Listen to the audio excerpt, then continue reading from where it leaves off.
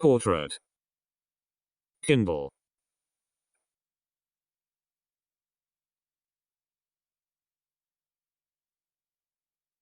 Hakim Bey. Hakim Bey Quantum Mechanics and Chaos Theory, Anarchist Meditations on N.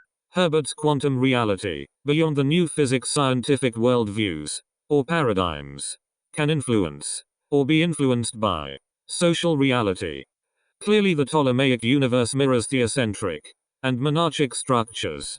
The Newtonian, Cartesian, mechanical universe mirrors rationalistic social assumptions, which in turn underlie nationalism, capitalism, communism, etc. As for relativity theory, it has only recently begun to reflect, or be reflected by, certain social realities.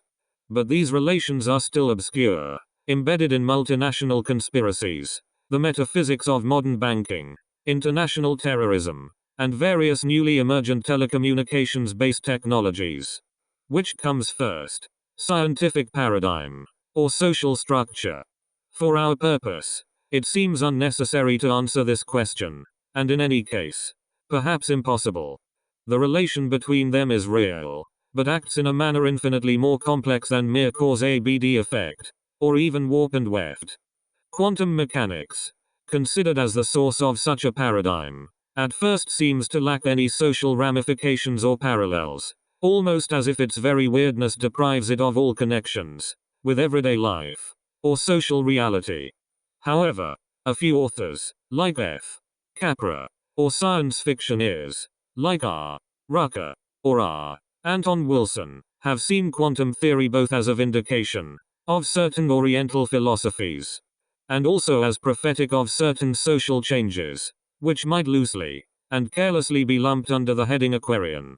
The mystical systems, evoked by our contemplation of quantum facts, tend to be non-dualist and non-theocentric, dynamic rather than static. Advaita Vedanta, Taoism, Tantra, both Hindu and Buddhist, alchemy, etc. Einstein, who opposed quantum theory, believed in a God who refused to play dice with the universe, a basically Judeo-Protestant deity, who sets up a cosmic speed limit for light. The quantum enthusiasts, by contrast, prefer a dancing Shiva, a principle of cosmic play. Perhaps, Oriental wisdom will provide a kind of focusing device, or set of metaphors, or myth, or poetics of quantum mechanics, which will allow it to realize itself fully, as a paradigm, and discover its reflection on the level of society. But it does not follow that this paradigm will simply recapitulate the social complexes which gave rise to Taoism, Tantra, or alchemy. There is no eternal return, in the strict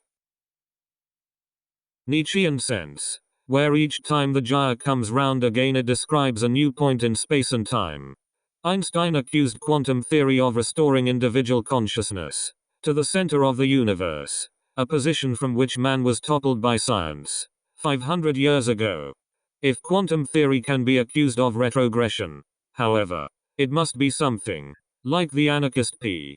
Goodman's Stone Age reaction, a turning back so extreme as to constitute a revolution. Perhaps, the development of quantum mechanics, and the rediscovery of Oriental wisdom, with its Occidental variations, stem from the same social causes, which have to do with information density, electronic technology, the ongoing collapse of Eurocentrism, and its classical philosophies, ideologies, and physics.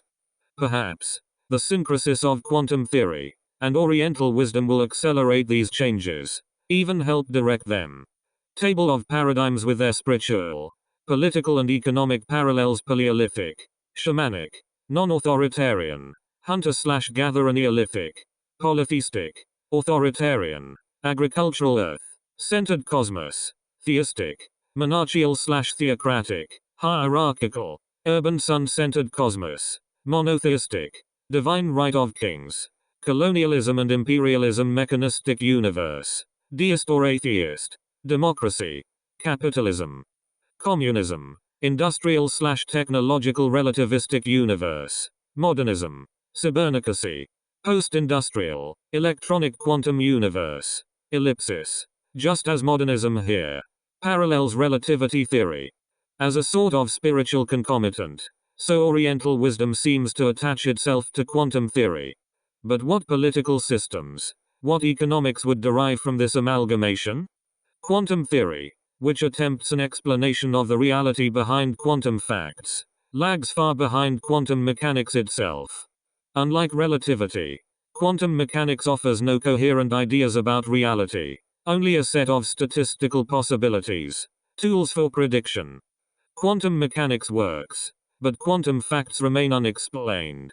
The excitement of the science, for non-scientists, lies in the way it seems to have revived speculative philosophy, as an integral part of the scientific endeavor.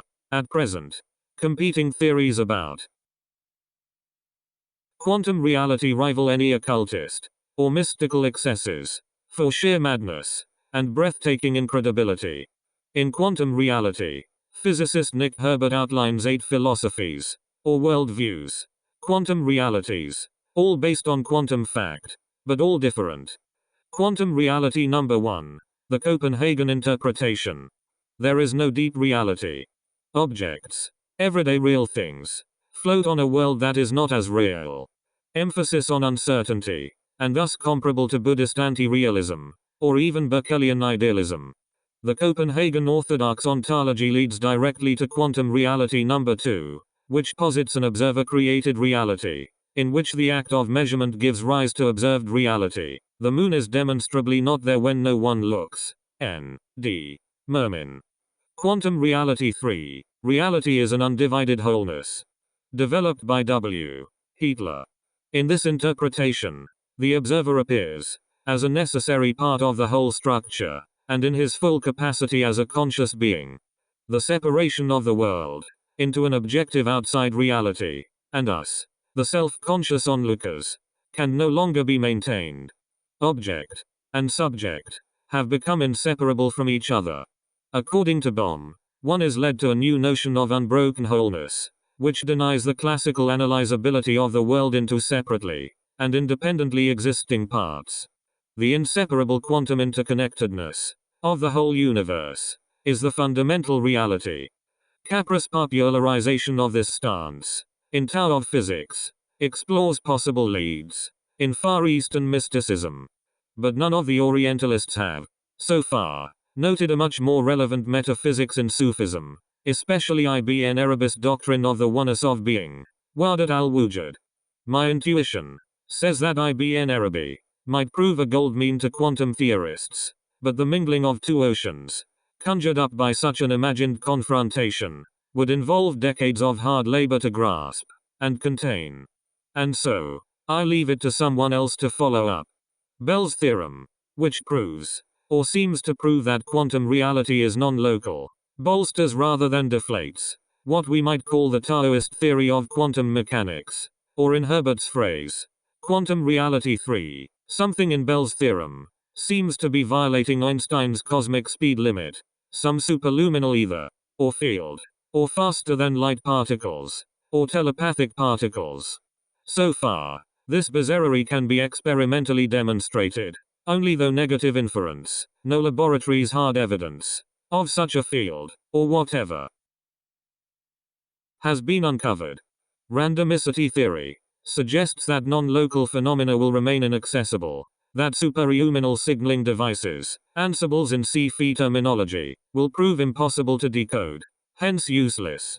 However, this remains unproven. If telepathy exists, then human consciousness may already be making use of such codes. Quantum reality 4, the many worlds interpretation suggests that the wave function never collapses, that every possible event actually occurs, either in our world, or in some instantaneously created, alternative universe. The Copenhagenists deny reality altogether. Everett offers infinite realities, an elegant solution, so far totally unverifiable, but CFE heaven. I wish to expropriate one of Everett's notions, the non-collapse of the wave function, for my own fanciful synthesis. Quantum reality 5, quantum logic. What Einstein did to Euclidean geometry, some quantum physicist and mathematicians hope to do to Boolean classical logic. Other than making it easier to think about, I am not sure how this new logic would relate to quantum reality, but it sounds like a good idea. Quantum reality 6. Neorealism. Einstein, Planck, Schrödinger, Bohm, and de Broglie have all looked for ways to save the phenomena, to discover and describe quantum reality per se, rather than take the disagreeable step of agreeing with Copenhagen anti-realisms like Heisenberg's saying, atoms are not things, or Bohr's there is no quantum world. Reconciling the neo-realist project with quantum facts leads to some very peculiar positions, such as maintaining that the world is real, but non-local. Could it be that the quarrel between anti-realists and neo-realists arises from a semantic problem about the definition of reality? It looks to me as if both sides are maintaining that reality means classical reality. Thus, the Copenhagenists are forced to deny that ordinary objects exist, an absurdity, while the neo-realists are reduced to looking for loopholes in quantum mechanics, and seem so far to have been utterly frustrated. But, if quantum reality and ordinary reality are both real modalities of the same one reality, then the dichotomy vanishes, like a delusion caused by bad grammar. The only problem then remaining is that of quantum measurement, which asks in effect how quantum stuff becomes ordinary objects. Quantum reality 7. Consciousness creates reality. Von Neumann posits that only one kind of stuff exists, quantum stuff, and that ordinary objects are made of it. At some point, the wave function, the all-possible nature of quantum stuff, collapses into a single statistical probability, a quantum jump, which somehow creates the world. Where does this occur? The only logical answer appears to implicate human consciousness as the setting of the wave function collapse.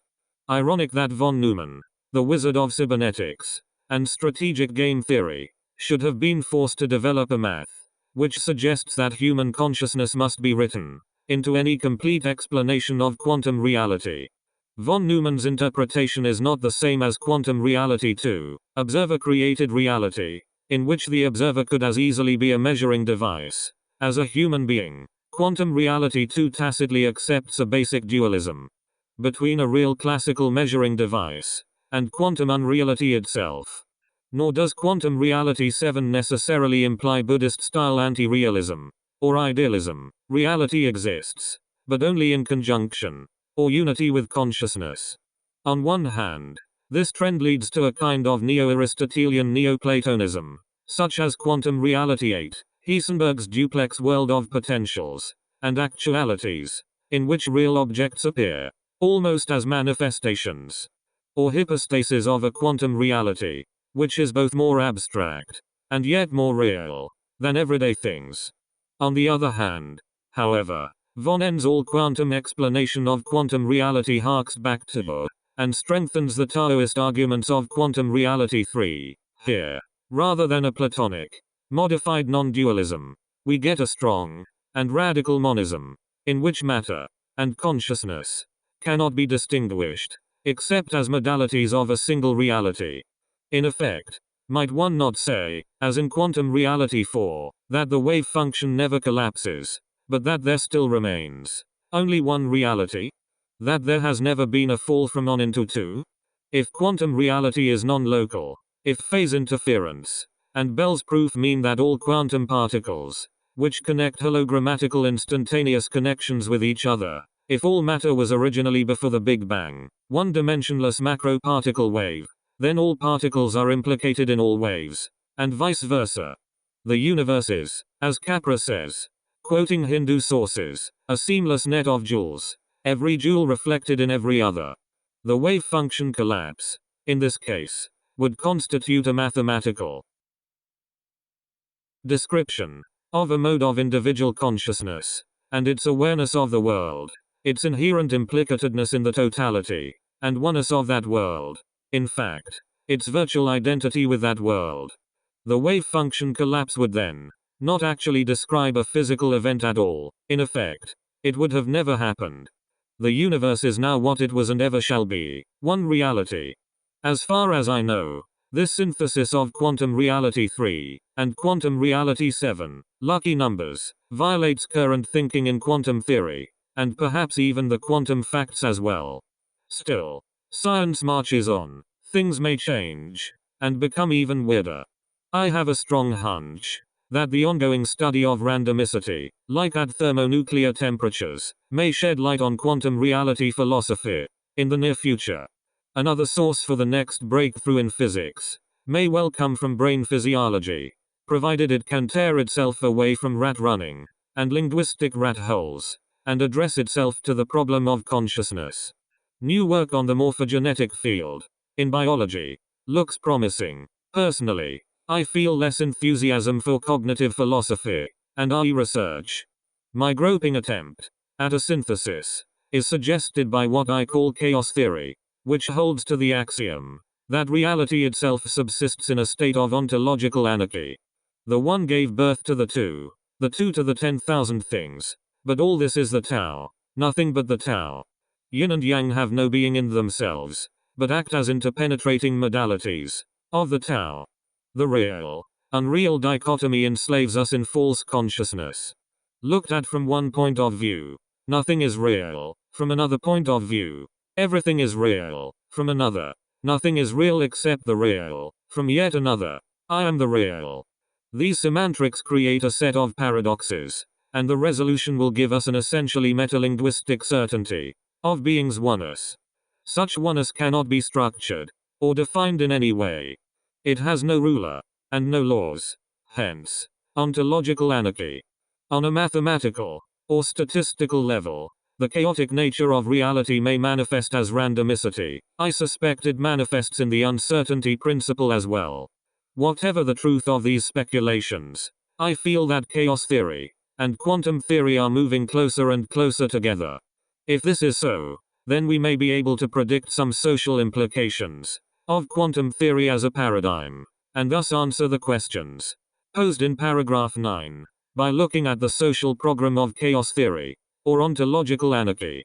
Chaos theory, like any good theory, can be applied to anything, from physics to literary criticism, just as it can absorb energy from any kind of source, from the heretical spiritual teachings of Sufis, Ismailis, ranters, shamans or sorcerers, to quantum mechanics itself. Thus it may provide the link, yoke, nexus, or connection between quantum mechanics and Oriental wisdom, and help define the paradigm we are looking for. Chaos theory predicts that quantum theory will fail to turn up any hidden laws, hidden variables that restore some privileged class of objects, or perceptions to a status of objective reality, at the expense of other objects and perceptions. The anti-realists who recognize only the measuring device as real, and the neo-realists who yearn for a classical resolution of quantum mechanics paradoxes, are simply proposing different ways of saving the phenomena, or metaphorically, of preserving reality as we know it. Consensus reality. This project seems doomed from the start, at least, to us chaots. The new paradigm will shatter consensus reality, and with it all authoritative representatives of scientific truth. This is not to claim that the solving of quantum theory will somehow result in an anarchist utopia. The predictive power of chaos theory seems to falter here. After all, total destruction is as much a type of chaos as the most benign visions of Bakunin or Stirner. In effect, the social and economic results of the new paradigm depend on forces other than those described or controlled by the paradigm, whatever its claims to absoluteness. For instance, an economy which mirrors this paradigm will almost certainly involve the abolition of work, as we know it, a relic of classical physics. But what replaces it may either enslave us more miserably than work could ever accomplish, or it may liberate us, in harmony with the visions of zero-work radicals, neo-situationists, and anarchists. Similarly, chaos theory can make no predictions about the development of technologies which mirror the paradigm, such as telepathic signaling, FTL spaceships, Ansibles, controlled ESP, or other fancies indulged in by fantasists, including me. Social change resists all such sibylline seductions, since it involves the incalculability of consciousness itself, and of human history. I can foresee quantum dystopias as easily as utopias. Given all these caveats, however, chaos theory still envisions a quantum social paradigm, with distinctly anti-authoritarian implications, in one sense a reprise of the Paleolithic, shamanic worldview, in another sense wildly postmodern. Such a movement, or change would transcend all current definitions of anarchism, whether communist, syndicalist, libertarian capitalist, or individualist. So far, there is no name for what I'm talking about. Like quantum theory itself, this politique is still emergent. It can only be sensed as it emerges, or begins to emerge from the facts of everyday life, just as quantum theory peeps out of the strangeness of quantum facts. Somewhere in the welter of quantum theory and chaos theory, the paradigm is already bomb, and waits for us to assist at the mystery of its naming, of its transmutation from potentiality to actuality.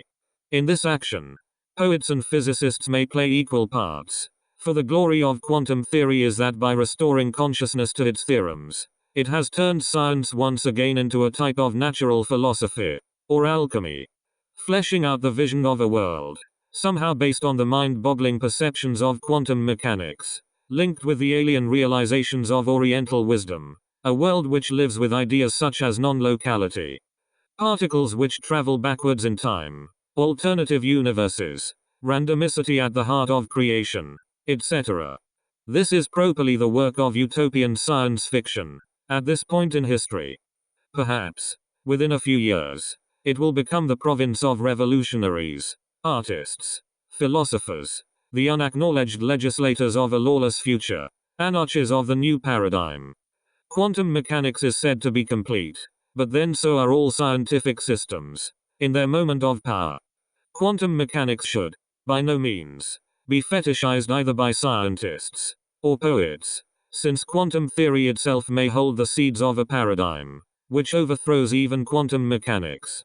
The Tao, which can be spoken, is not the Tao. The moment quantum theory presents itself as complete, it must be at once attacked.